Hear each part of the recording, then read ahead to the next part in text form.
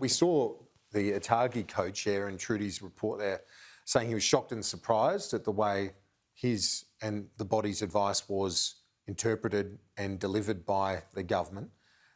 Why would he be so surprised given the Prime Minister simply said they're following that advice and they did so? In fact, they moved quite quickly on doing that. Yeah, I think what the Atagi representatives were saying was, particularly in response to being blamed by the Prime Minister for the slowness of the vaccine rollout, I think that's what he was shocked and surprised over, certainly his evidence today. Their advice is that it remained consistent, that Pfizer was preferred for people of younger years and that older people have AstraZeneca, but in the event of an outbreak, that all options be looked at. So he was sort of saying, look, we never changed our advice. Our advice was always consistent. How people interpreted that advice and made decisions was a matter for government. So government made the decision to restrict vaccines, and then to have the finger pointed back at them and told, well, it's your fault, the vaccine rollout is pretty slow, I think is what concerned them. Their doctors... Didn't the PM, in his defence, didn't he simply say, we got that advice, we've adopted that, and at every point, as Brendan Murphy said there, they've listened to the experts. You'd want that, wouldn't you? Absolutely, and following the advice, that's fine. I think the real issue about the slowness of the rollout relates to supply. I mean, you've got to take the advice. The advice was for Pfizer for some age groups, AstraZeneca for the other.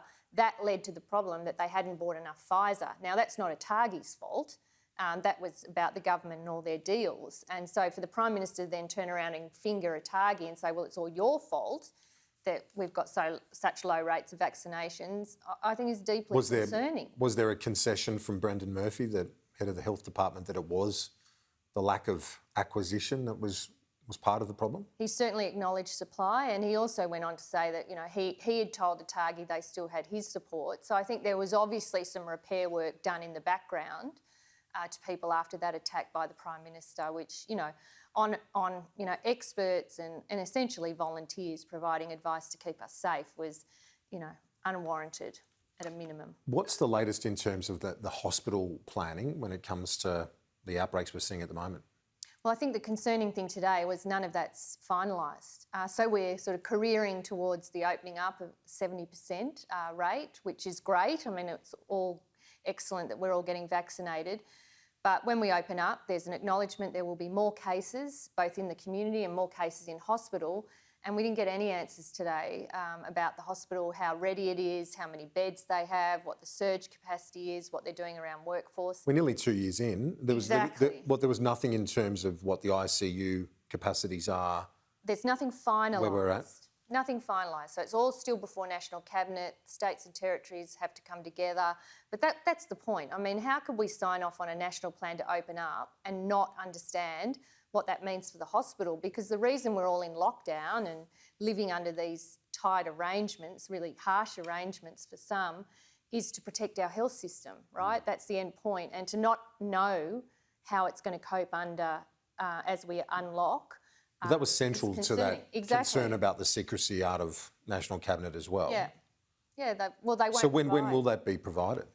Well, there's no commitment to provide it publicly. Again, I don't know how you could keep that information from the public, where that's the whole point of all the lockdowns, is to allow our hospitals to deal with the sick and ill and people with COVID that need it, and to then turn around and say, well, we don't know what it is and we're not telling you what it is, I think is, it's just so disrespectful to all of us who are all making sacrifices.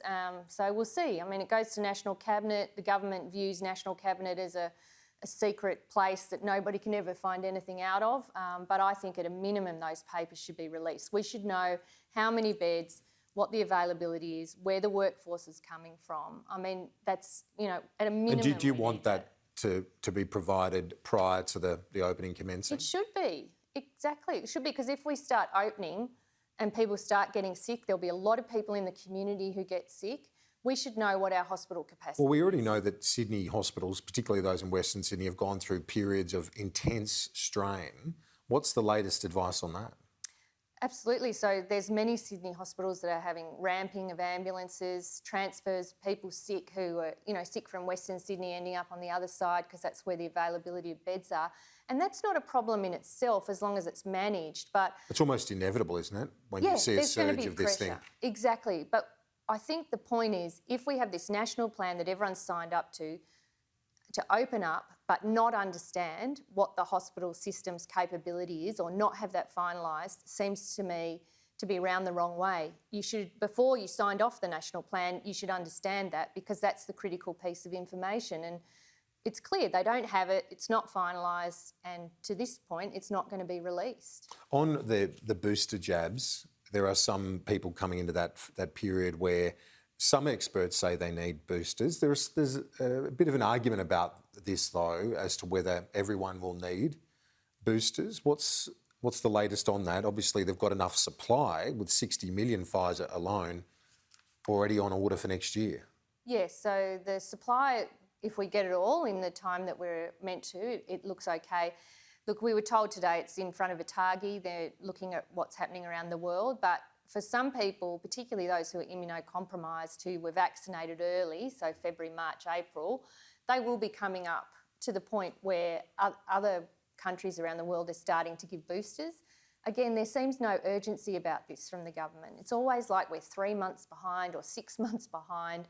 Same with rapid antigen testing. We're always behind what's happening around the world, and there doesn't seem to be a sense of urgency. I would think for those who are vulnerable, who are probably going to be eligible for a booster, they're going to want to know when they have to turn up and get their booster shot to keep them safe. Apparently the view from the TGA on antigen testing was that they didn't want to implement that antigen testing before we had enough vaccine, reach, so that they didn't allow sort of false positive results into the community. Is that a fair enough defence? Well, again, wouldn't it be nice to know that earlier? Obviously, someone in government's decided that rapid antigen testing is not going to be made available because we want to push on vaccines. But I think, again, that should have been explained. For anyone who's waited 8 hours to get tested or been locked away for 5 days because they're waiting for a test, I just think people deserve more respect in terms of the information and the decisions that are being taken, because it's affecting all of us. And finally, before I let you go, just a quick one on the international borders. Is there any further clarity as to where the health department believes, at least, that, and the officials you've spoken to today, where those borders will be at by Christmas? Well, that just seems like another mess. No one seems to know when. Well, the health department say it'll open when vaccination rates get to a certain level, but they don't know, what that'll mean for people travelling overseas, either leaving or coming back to Australia. There's a lot of questions that just remain completely unanswered. At the same time, the government's telling everybody we'll be able to go and visit people overseas by Christmas. Well, that wasn't the evidence we got today. Katy Gallagher, Chair of the Senate Select Committee into COVID-19. Thanks. Thanks, Kieran. Talk to you soon.